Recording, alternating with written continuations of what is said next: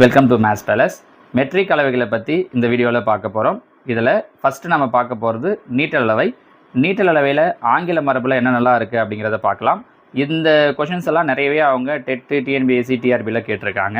இதில் ஃபஸ்ட்டு பாருங்கள், 12 அங்குலம் அப்படிங்கிறது ஒரு அடி, 660 அடி அப்படிங்கிறது ஒரு ஃபர்லாங், 8 ஃபர்லாங் அப்படிங்கிறது ஒரு மைல்.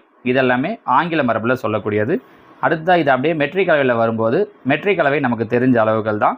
10 மில்லிமீட்டர் அப்படிங்கிறது 1 சென்டிமீட்டர், 100 சென்டிமீட்டர் அப்படிங்கிறது 1 மீட்டர், 1000 மீட்டர் அப்படிங்கிறது 1 கிலோமீட்டர். இதெல்லாம் அடுத்ததாக நிறுத்தல் அளவையில் வரும்போது பார்த்தோம் அப்படின்னா இந்த அவுன்ஸை யூஸ் பண்ணி போன முறை டெட்டில் அவங்க கொஷின் கேட்டிருந்தாங்க. ஒரு அவுன்ஸ் அப்படிங்கிறது 28.35 கிராம்.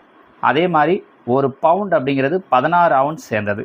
16 அவுன்ஸ் அப்படின்னா 16 × 28.35 அப்படின்னு போட்டோம் அப்படின்னா ஒரு பவுண்ட் அப்படிங்கிறது எத்தனை கிராம் அப்படிங்கிறது தெரிஞ்சிடும். ஓகேங்களா? அடுத்ததாக ஒரு டன், ஒரு சிறு டன் அப்படிங்கிறது எத்தனை பவுண்டு சேர்ந்தது அப்படின்னா 2000 டன் சேர்ந்தது ஒரு சிறு டன். அதே மாதிரி மெட்ரிக் அளவைகளில் வரும்போது இது நமக்கு ஆல்ரெடி தெரிஞ்சது தான். 1000 மில்லிகிராம் அப்படிங்கிறது 1 கிராம், 1000 மில்லிகிராம் சேர்ந்தது 1 கிராம், 1000 கிராம் சேர்ந்தது 1 கிலோகிராம், 1000 கிலோகிராம் சேர்ந்தது 1 டன் அப்படின்னு சொல்லுவோம். இது நிறுத்தல் அளவை, நீட்டல் அளவைக்கு. அடுத்ததான் முகத்தல் அளவை அப்படியே வரும்போது ஒரு திரவ அவுன்ஸ் அப்படிங்கிறது 29.6 மில்லிலிட்டர். ஒரு பைண்ட் அப்படிங்கிறது 20 திரவ அவுன்ஸ் சேர்ந்தது தான் ஒரு பைண்ட். அப்போ ஒரு பைண்ட் அப்படிங்கிறது எத்தனை மில்லிலிட்டர்னு கேட்குறாங்கன்னா 20 × 29.6 பெருக்கி பார்த்தோன்னா கிடைக்கக்கூடிய மில்லிலிட்டர் தான் ஒரு பைண்ட் அப்படிங்கிறது.